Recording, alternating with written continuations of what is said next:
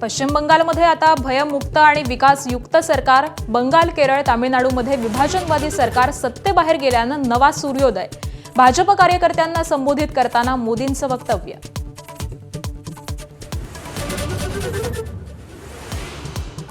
ममता बॅनर्जींना दुहेरी धक्का. भवानीपूर मतदारसंघामधून ममता बॅनर्जींचा पराभव. 100 पेक्षा जास्त जागांवरती घोटाळा झाल्याचा आरोप. दुपारी 4 वाजता ममता बॅनर्जींची पत्रकार परिषद.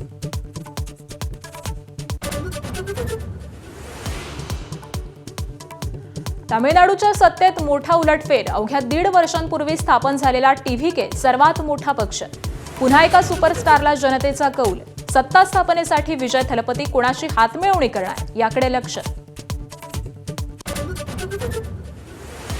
देशातील डाव्यांचा एकमेव बुरुज ढासळला. केरळमध्ये काँग्रेस आघाडी सत्तेवरती तर आसाममध्ये भाजपची हॅट्रिक.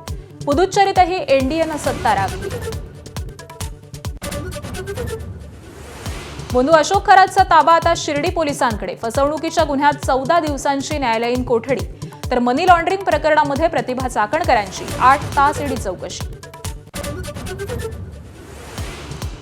मुंबई इंडियन्सचा वानखेडेवरती जबरदस्त विजय. लखनौच्या 228 धावांचा 18 षटकात यशस्वी पाठलाग.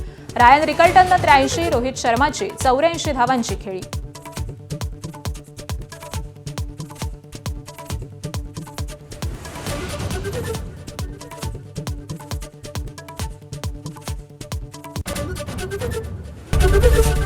एबीपी माझा, उघडा डोळे बघा नीट.